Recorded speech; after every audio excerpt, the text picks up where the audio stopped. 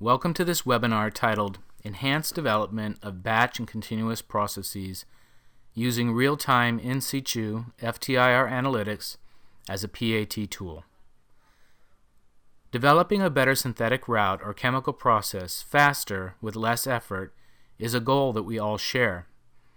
The chemists and engineers that we work with around the world in the chemical and pharmaceutical industries and also in academia have told us that this is their desire. We work with scientists as they try to leverage the use of modern lab instruments like automated lab reactors and real-time analytics to develop greener synthetic routes, more robust, reliable, and efficient chemical processes, and safer scale-up conditions. I would like to illustrate how process development chemists in industry today are using real-time in situ analytics to speed up the development of chemical processes and as a result are bringing products to market faster. I will use 3 case studies from the literature: the conversion of a batch process to a continuous process at Bristol-Myers Squibb, the role that new technologies played in defining a manufacturing process of an active pharmaceutical ingredient at Eli Lilly, and at GlaxoSmithKline, how in situ monitoring provided critical information that led to the discovery of the source of a problem with a process variance. As you move up in scale, you need to rely more on technology to provide detailed process knowledge in order to understand the impact that changes in reaction variables have on reaction performance, such as mixing and dosing, and to develop a thorough understanding of reaction thermodynamics. You also need to have detailed information about reaction component composition, and if you end up with a crystallization, you need the tools to make crystallization a science-based process more than just a process based on historical procedures. As the amount of information increases, visualization and interpretation software tools to mine the data become critical in the conversion of that data into actionable information.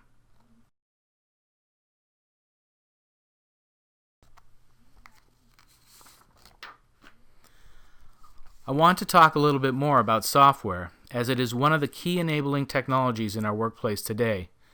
METTLER Toledo's IC software suite was designed from the ground up, starting in 2005, to be a complete process development software solution with one common interface that allows not only seamless integration of data, but also full interoperability between instruments. Technologies can now communicate to one another and share information across technology platforms in real time via a direct connection or even across a corporate intranet. We have already developed modules, which we refer to as D2I modules, which stand for Data to Information. We use chemometrics to simplify data analysis and to make it easy for non-specialists to get the full value out of our technologies. 2 examples are the CONCERT algorithm that automatically analyzes and deconvolves real-time in situ mid-infrared data to provide concentration trends for all the reactive species in a reactant mixture and their associated calculated pure component spectra, and IC Safety, which derives all of the key safety parameters from a heat flow calorimetry analysis.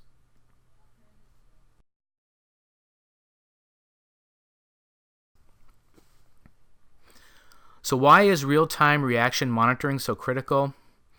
Actually, the objective in using real-time analytics is to answer many of the same questions that you try to answer when you grab a sample and run an offline analysis. However, it does a better job at connecting all the dots you typically obtain using sampling for offline analysis. So you make sure that you are not missing any critical information at the beginning, in the middle, or at the end of the reaction. Also, real-time analytical technologies do not require you to wait for an answer as you commonly have to when you run an offline analytical method, which can result in missing the optimal endpoint, for example. As you will see later in one of the last case studies, it eliminates errors associated that are not so uncommon when you have to quench and prepare a sample for analysis. Very often, it also simplifies a chemist's life because it doesn't require the development of a dedicated method and it doesn't require the taking of samples when it is challenging or dangerous to do so. Mid-infrared spectroscopy lends itself very well to real-time reaction monitoring because it is very specific to chemical functional groups, and you can collect a spectrum of the reaction mixture as fast as every second if you want to. As a result, you get this 3D surface plot that shows you which functional group is disappearing and what's being formed without ever having to actually remove a sample or interfere with the reaction in any way. In other words, you can profile a specific functional group in a molecule, and you can obtain concentration trends as a function of time, which is very powerful for reaction understanding and optimization. You obtain sort of a movie of the chemical reaction that visualizes the making and breaking of chemical bonds. The last slide was really about what you might see in a typical batch process, but what about for continuous processes? Real-time information is even more critical for continuous chemistry. This is due to the very nature of flow chemistry. If the conditions are not correct, then any delay between sample removal and the result of the results of the analytical leads to waste. Real-time information results in minimizing any waste due to these delays. During process development of novel compounds where little is known about how the system is going to perform, you can simply monitor the concentrations of the components coming out of the flow reactor, making changes to reaction conditions. This allows the monitoring of the result in real time while making adjustments on the fly until the output is in the desired range. As the mid-infrared spectrum is information-rich, the information can be used to develop a deep understanding of the chemical reaction, providing structural information about the molecules of interest. The first case study comes from Bristol-Myers Squibb in New Jersey, USA. It is actually two separate bodies of work, the first being the development of a batch process, and the second the conversion of that batch process into a continuous process. It's important that I cover the first body of work as it lays the foundation for the second. The first body of work was published in the Journal of Organic Process Research and Development, or OPRD, in 2004, and was titled Development of a Safe and Scalable Oxidation Process for the Preparation of 6-hydroxybuspirone. It was also presented at the METTLER-TOLEDO Real-Time Analytics Forum in London, UK in the same year. The second body of work was published in 2008, again in OPRD, and was titled Development and Scale-Up of 3 Consecutive Continuous Reactions for Production of 6-hydroxybuspirone. An API manufactured and marketed by BMS called BoostBar, which is for the treatment of anxiety disorders and depression, had a metabolite that was of interest to discovery chemists. Process R&D was challenged to develop a safe and scalable process that could provide multi-gram quantities that were needed for toxicology studies, formulation development, and clinical trials. REACT-IR was chosen mostly because of its real-time information, allowing it to give a more precise determination of reaction endpoint. Now to go into more detail. The critical step was the deprotonation of buspirone 1, where a better reaction endpoint determination was required.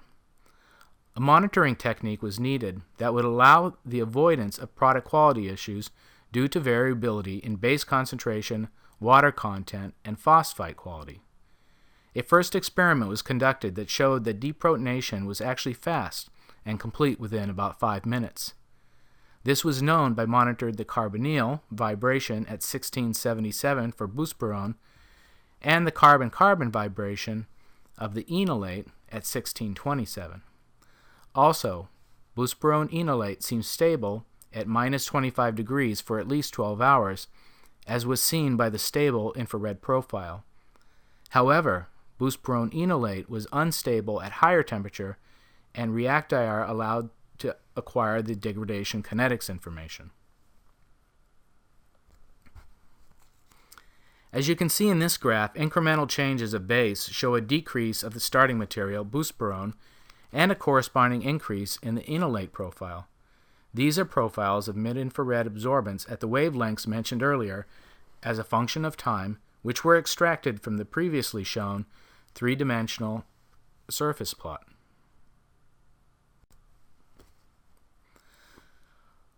A critical parameter to control was the amount of base.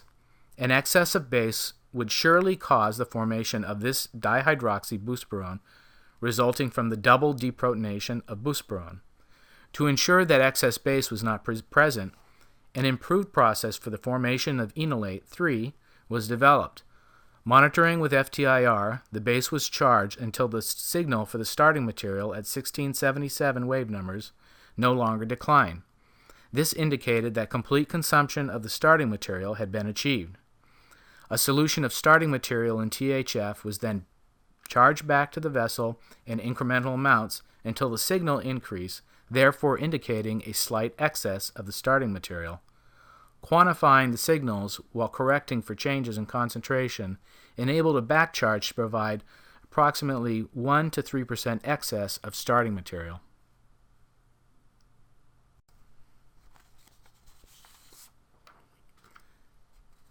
The improved procedure led to the successful production of several batches of hydroxybuspirone in the laboratory with low levels of diol impurity.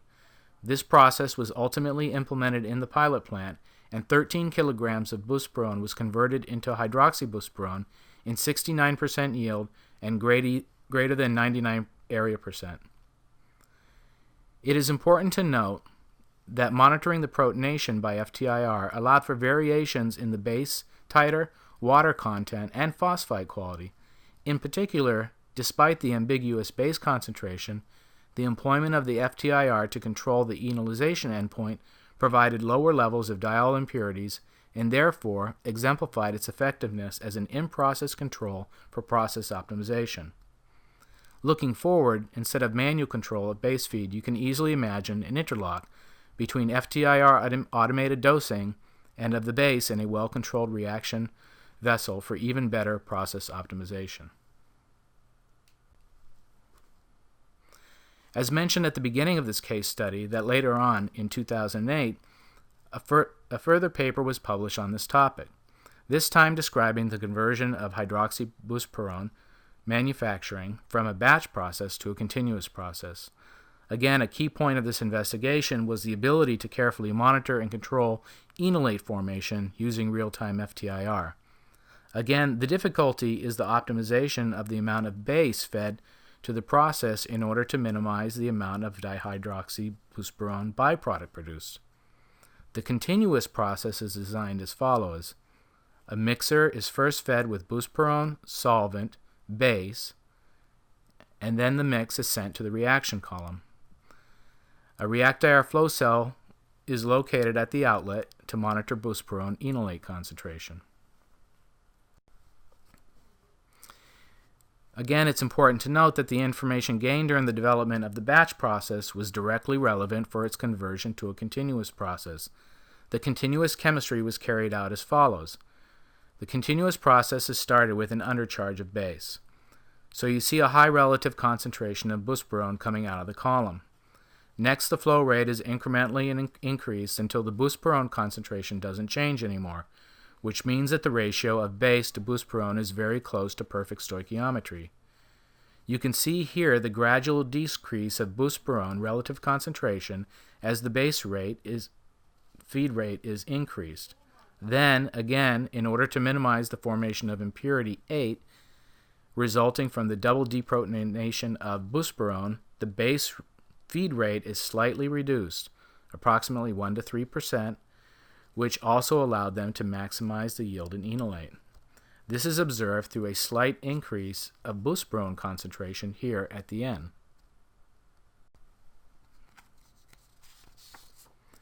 In conclusion, the ability to monitor this continuous enolate production during development using real-time in situ FTIR ensured product quality through an optimal tuning of the ratio of base to starting material and feed rate. Also, real-time monitoring helped reduce waste by minimizing startup time and allowing to monitor enolate concentration, particularly the stability of concentration over time during steady-state operations. The lab reactor was run at steady state for more than 40 hours and the process was subsequently implemented in the pilot plant for the production of almost 50 kilograms of material. Before we move on to the next case study, I thought it would be of interest to quickly discuss our current development effort with respect to flow cells designed for monitoring flow chemistry. The flow cell technology currently in development is another evolution of our composition probe technology that was originally introduced in 1995 and is now well proven with thousands of installations worldwide. The recently introduced multiplex IR, or multiplexer, allows for multi-step chemistry to be monitored and for the information from each step to be used as a feedback control signal for an action such as valve switching. The flow cell uses standard OmniFit fittings and has the capability of being heated, of which the heated version is the one on the right-hand side of the multiplexer interface. The heads of the flow cell are easily removed and are interchangeable. So stay tuned for more exciting development coming up for the DS series flow cell. The second case study comes from Eli Lilly in Indianapolis, Indiana, USA, and was published in OPRD in 2009. It is a great example of the use of multiple PAT tools to develop a robust, high-quality process. The impact of several new technologies on the development of a manufacturing process for LY18674 is described. Extensive use of process analytical technology throughout development, both at laboratory and pilot plant scale, enabled data-rich experiments, shortened development cycle times, and obviated the requirement of PAT for process control at a larger scale. In situ React IR was used to develop a kinetic model for a one-pot preparation of a semicarbazide intermediate. Parallel crystallizers fitted with online focus beam reflective measurement, or FBRM, and particle vision and measurement, or PVM, probes were used in the development of several challenging crystallization processes. Application of the process knowledge afforded by these technologies, combined with the principles of quality by design, resulted in excellent purity control through the four-step process. A single 5-minute mass spec-friendly method capable of separating over 30 components was developed using a combination of chromatography modeling software, sub-2 micron column technology, and higher pressure LC equipment. The method was used across all 4 processing steps, greatly facilitating impurity tracking and reducing assay time and solvent use by 85% and 93% respectively. Quoting the authors, process analytical technology was used extensively, both in the laboratory and in the pilot plant, with the objective of designing quality into each processing step through increased process understanding.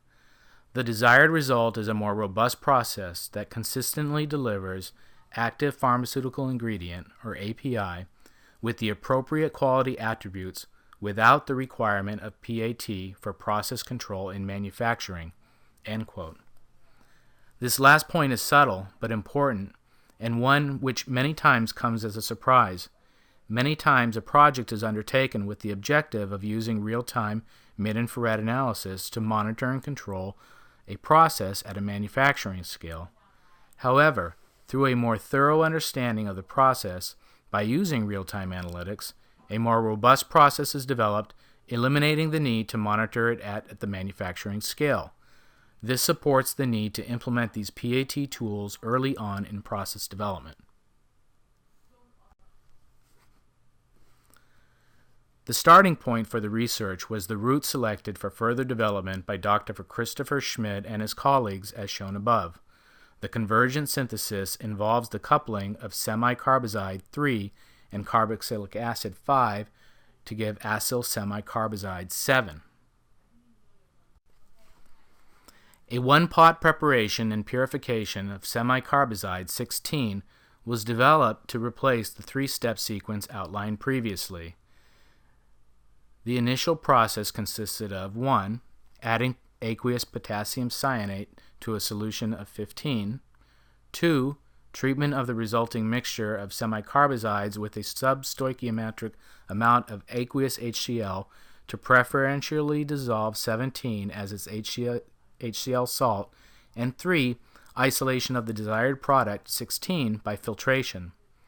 This process afforded 16 in 65% yield with 1 to 1.5% of 17 and 0.5 to 3% each of 18, 19, and 20.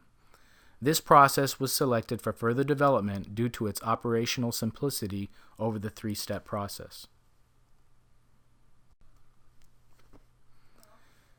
There were three major development objectives for this step. First, the product partially floated, filling the reaction flask with solid. This is unacceptable in a manufacturing setting. Second, residual cyanate levels need to be controlled since the presence of potassium cyanate during the HCl addition resulted in the formation of 20, an insoluble byproduct. Finally, a robust purification process was required to control the level of 17 consistently below 0.5%. As the focus of this presentation is the use of real-time mid-infrared spectroscopy as a PAT tool, I'm going to focus on the second critical issue, controlling residual cyanate levels. Please refer to the original publication for details on understanding the crystallization issues, as they are important to the development of this process and are excellent case studies for the use of PAT tools to develop process understanding. The control of residual potassium cyanate to minimize the formation of impurity 20 upon HCl addition was successfully addressed via the use of a PAT tool. REACT-IR was used to measure in situ cyanate concentrations, which were then used in the development of a kinetic model for determining reaction completion. This approach provided a wealth of process knowledge with only a few experiments. For developing the kinetic model, the reaction was carried out with a 2 mole % excess of cyanate. IR data was collected throughout the course of the reaction. Following pre-processing, the spectral signal for cyanate was converted to concentration using a calibration model. In order to extract the rate constant from the data, they took advantage of the self-similar nature of the second-order kinetic profiles. Any point in the profile can be chosen as an arbitrary initial concentration, and the remaining points are calculated on the basis of that choice. The measurements used for kinetic analysis include the first point, following the peak cyanate concentration as the initial condition, and all subsequent measurements having concentrations value greater than or equal to the arbitrary cutoff value of roughly 0.01 molar. The reaction scheme depicted for this step, beginning with the semi-batch period where the cyanate solution is added at a constant rate over a predetermined period of time, followed by a constant volume batch reaction, is readily modeled. In practice, cyanate will be the limiting reagent, but reversing the roles for the present experiment affords more data to use for fitting to a kinetic model without the concern of running up against limitation of quantitation considerations. The ability to model the time for reaction completion using only fill time, temperature, and stoichiometry allows the level of cyanate to be controlled to less than 0.5% prior to the addition of HCl, thereby maintaining the levels of biscarboxamide 20 below this value. Importantly, this can now be accomplished in manufacturing without the need for an in-process control assay for cyanate or online monitoring. Several process analytical technologies were used during the development of a manufacturable route for PPARR agonist LY518674. Their use allowed for a higher level of process knowledge to be obtained during development while simultaneously increasing productivity. As a result, a control strategy was developed in which all 6 API impurities, 9 through 14, were controlled to below the ICH reporting threshold of 0.05%. Furthermore, the acquired process knowledge enabled quality to be designed into each step such that the total impurity load for each synthetic intermediate was less than 0.5%. Quoting the authors again, process analytical technology such as online IR, PVM, FBRM, and MS played a key role in acquiring the process knowledge needed for development of the control strategy and in allowing comparison of the process performance at the laboratory and pilot plant scale. Importantly, the process knowledge gained will permit subsequent scale-up to occur without the requirement for PAT for process control, except in the instances where doing so will limit worker exposure." End quote. This last case study is very short, but I wanted to include it because it's a very clear illustration of a very important benefit of using real-time analytics. The paper was just accepted by OPRD and does not have a journal citation yet. It is titled "Process Development and Scale-Up of a Glycine Antagonist." This publication addressed the development of a synthetic route for the production of a glycine antagonist. In this contribution, they describe the following. 1. Their assessment of the discovery synthesis. 2. Some route evaluation work and their rationale around route selection. 3. The route of synthesis used to deliver early development supplies. And 4. The route of synthesis used to deliver greater than 300 kilograms of the drug candidate molecule, along with aspects of process understanding and process control. The authors describe a problem that they ran into during scale-up. When a procedure was repeated on a large scale, some variability was observed. 10 batches were run on a 100 kilogram plus scale, and the yield over the 3 steps shown in Scheme 3 varied from 47 to 62%, with an average of 56%.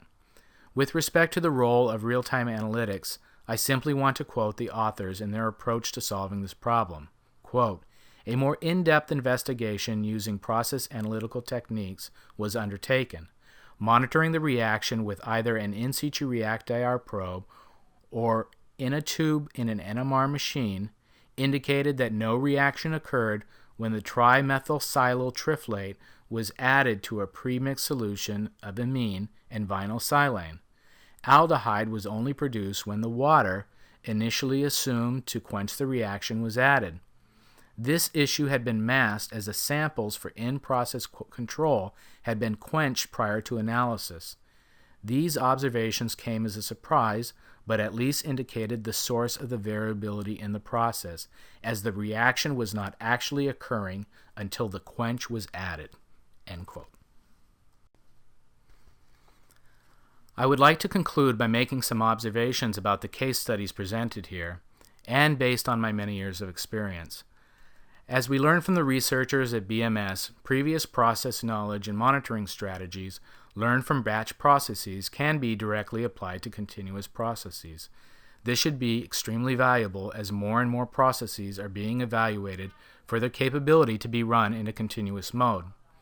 I personally feel that real-time analytics is the key to successful optimization and control of continuous processes. The minimization of waste, having instantaneous process information rather than waiting for an offline analytical result while a reaction is non-optimal, is key to running much greener chemistries.